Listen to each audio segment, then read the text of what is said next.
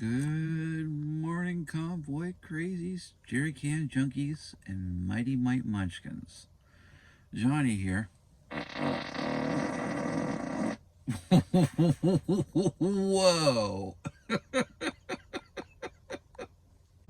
March Unit 1, headquarters. Move out. Lead vehicle heading out of the fairgrounds. Thanks very much to Brown County Fairgrounds. March Unit 2, move out. Coming at you from Sleepy Hollow Farm Campground in Oshkosh, Wisconsin. Under, I think that's a shagbark hickory tree that we're parked under, and it's been dropping nuts all night long. And hitting Kenny Field's tractor trailer roof thingy. I'm just glad I didn't get beamed in the head by one, because they're, nuts are like this big.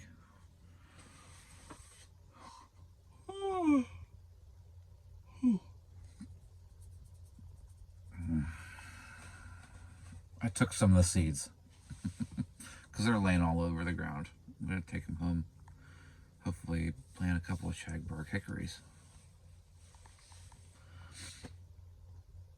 At least I think that's what they are. But I digress. Today is seminar day. So I have to get dressed, get cleaned up, and it is what it is. Whether it's a flop or, whatever.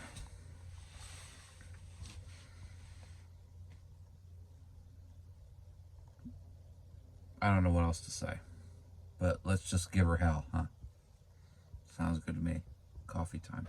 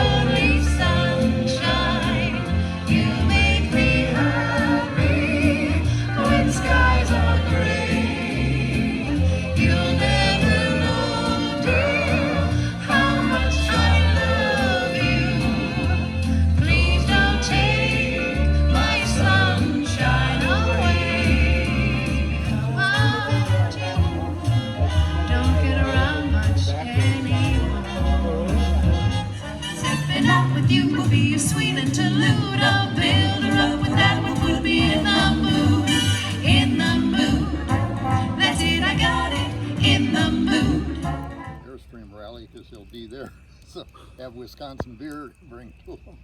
A little taste of home. Yeah. Yeah. I always joke that Wisconsin is famous for cheese and beer. Yep. Cheese to give you vitamins, beer to give you an idea of what to do with them. Yes, let there be light. Good morning, Jerry Can Junkies, Willies Wackos, and Mighty Mite Munchkins. Johnny here, coming at you from I always forget the name of this place, the Sleepy Hollow Farm Campground, about 1/4 mile from EAA Air Venture. Yeah, so I apologize for not taking much footage the last couple of days. Been busy running around and doing stuff, shopping. But we went to the, what do you call it? Whatchamacallit, the auction. I don't know why I always forget that word. Went to the auction. And then they had the MVPA awards banquet last night. And the banquet meal. I didn't go to it. I was never big on like awards banquets, you know, that setting, that atmosphere. I just with the fabric tablecloth and the napkins folded all funny. Listen, I'm upper lower class. That's like one class above me. You know, I was just never into that stuff. But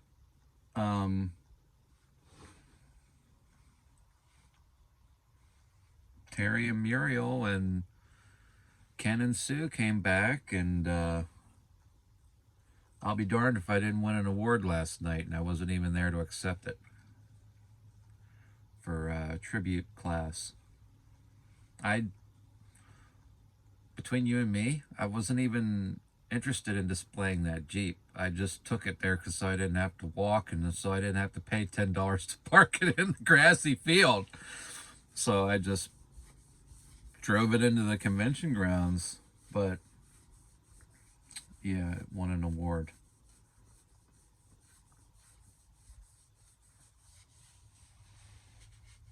So I'm honored about that, and I have to go and get my picture taken and stuff for the plaque. That's the first award that Jeep has ever won, and I'm honored. So, time for coffee, and then probably a bop over the convention or something. Okay? I'm going to try to take some video today of the stuff there and some more of the displays. How about that Bofors? What a sweet piece. I should have videotaped John talking about that. Yes, he was talking about it, about the restoration and stuff. Sweet piece of equipment there. So, yeah. We'll take a look at some more stuff. Okay? Okay.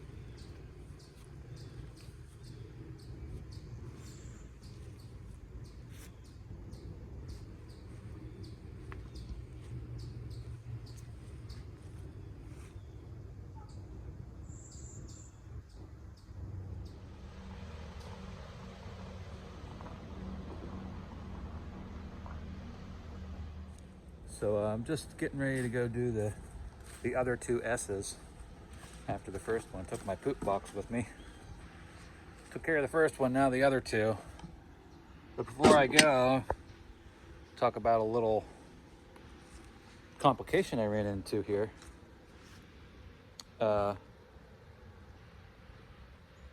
Neither of the GFCIs that I've plugged this unit into yet like the shelter the way I have it wired. They trip it as soon as I try to put power to the unit. How should I explain this?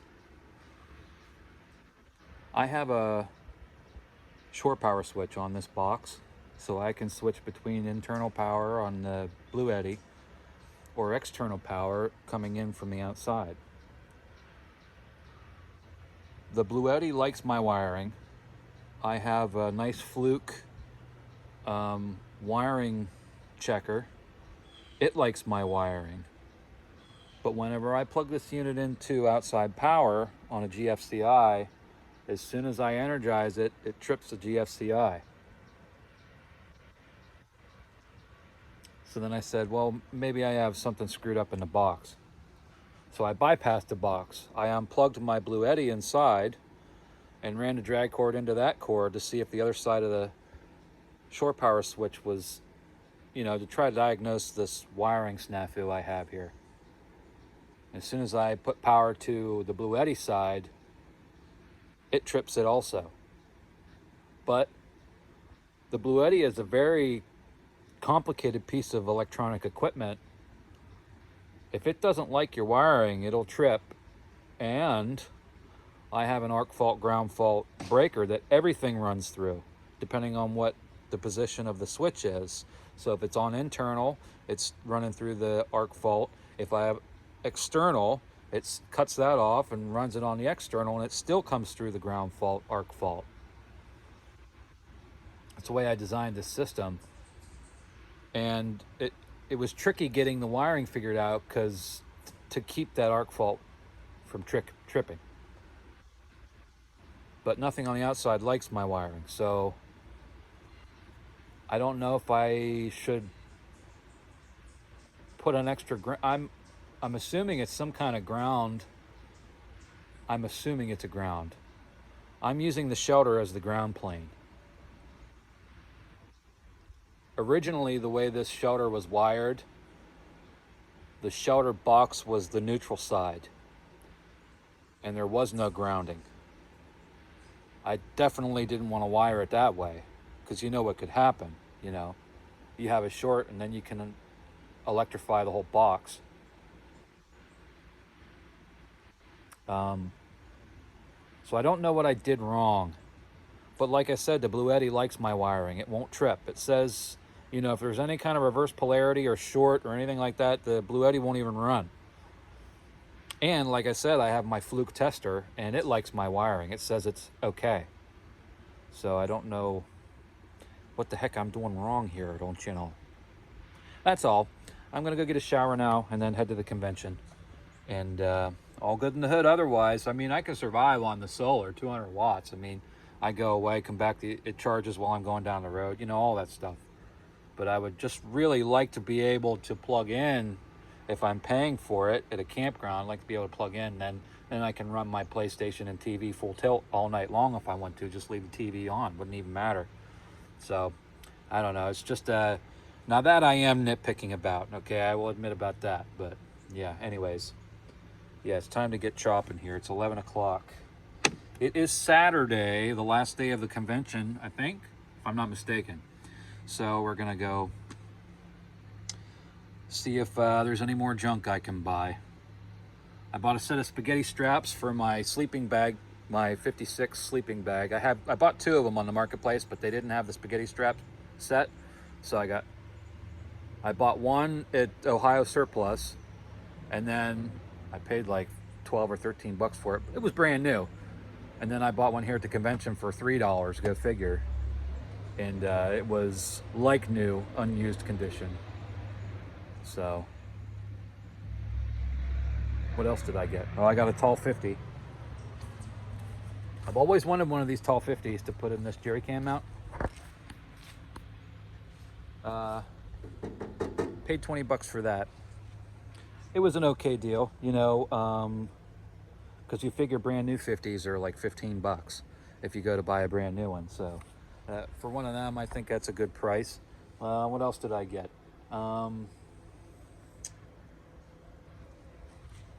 Jerry can strap. This one's extra long. I think it's like a double can strap. I didn't have the heart to cut it and move the ball tip end and make this a shorter strap. So I'm just going to tuck it in for now and figure something else out later. I think that's about all I got so far. I don't want to carry too much weight down the highway, Yeah, I think that's all I got so far. Okay, we'll see you guys soon. So I just noticed this little treasure.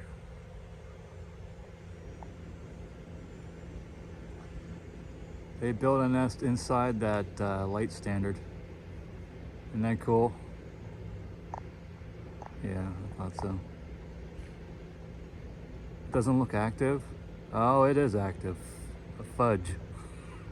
That's why they've been flying around. I'm deathly afraid of hornets and wasps. Side note.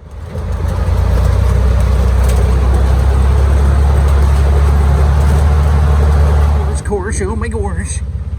Going to get some iced coffee.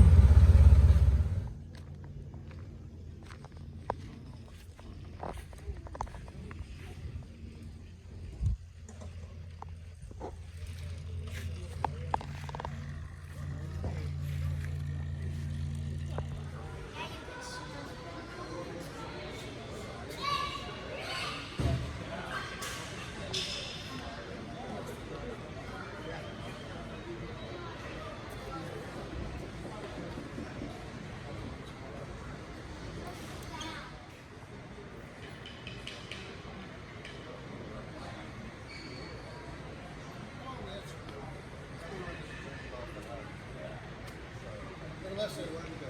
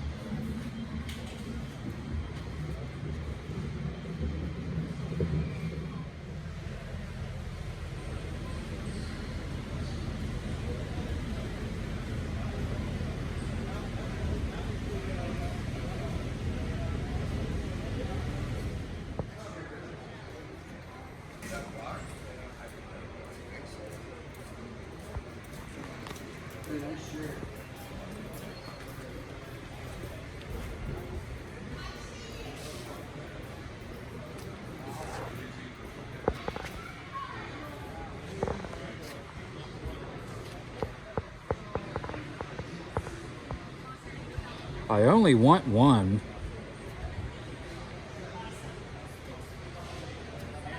Maybe I shouldn't buy one though, because I'd use the guts out of it.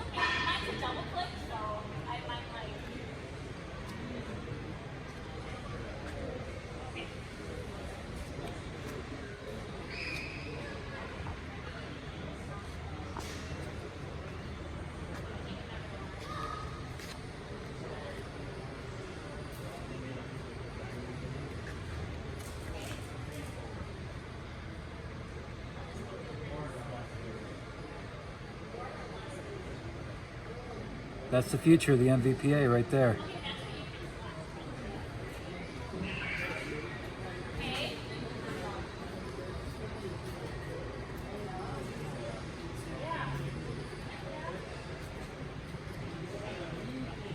All right, a mule with a 60 on it.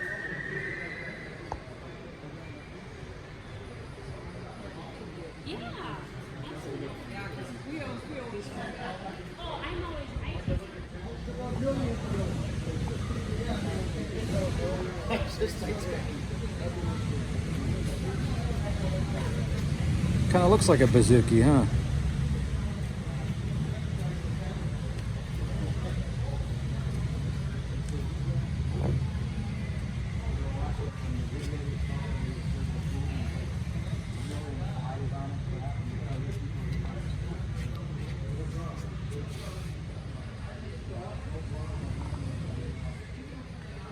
Mighty Mite Munchkins.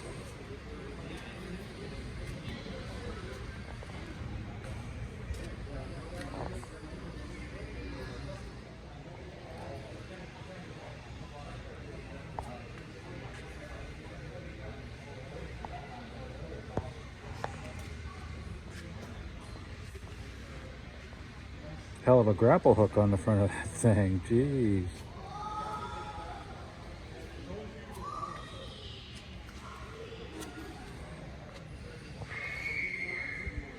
That looks like the same color as in my shelter, huh? Wow.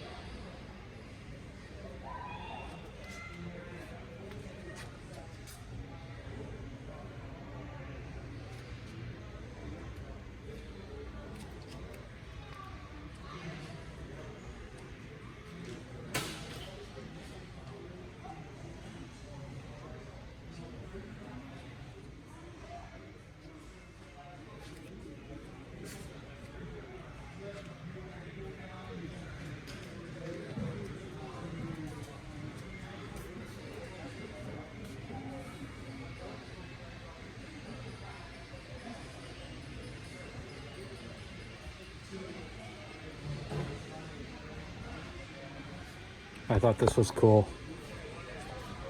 The CG of the vehicle. I don't know if you would call this a Ben-Hur or not. This is a pre-war Gerstenslager 3/4 ton trailer. Thought this was pretty cool. Nice long parking brake handle.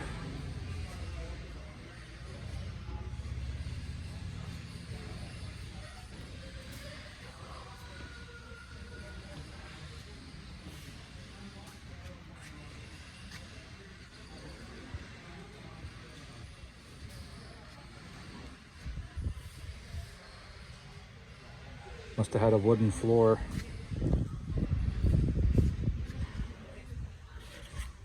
And I thought those springs were interesting. Definitely pre-war springs, huh? They must like slide back there in the back or something. Yep.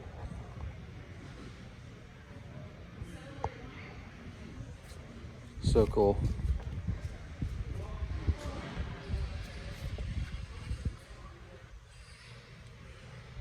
Good luck finding one of them, huh? Whew.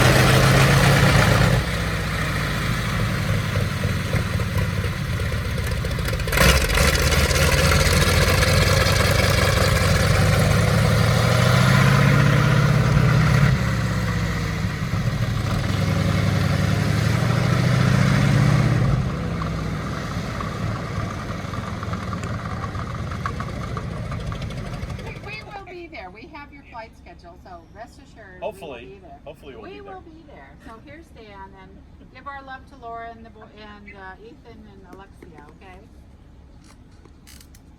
Okay, take care. Safe flight. We have sunshine.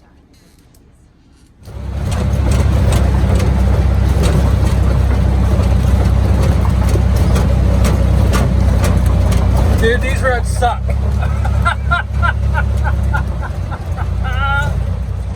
So everybody that I met at the convention and everyone that came to me and said that they really enjoy the videos, I want to thank you personally. It was a pleasure meeting you all. And you are what keep this channel going and what keep me motivated to make videos and bring my adventures to you. So I owe you a debt of gratitude, and I mean that from the bottom of my heart. So we're heading back to camp. I'm gonna cook some dinner and call it a night, edit these videos, and post them on the road. Up and at 'em early tomorrow morning. Bye for now.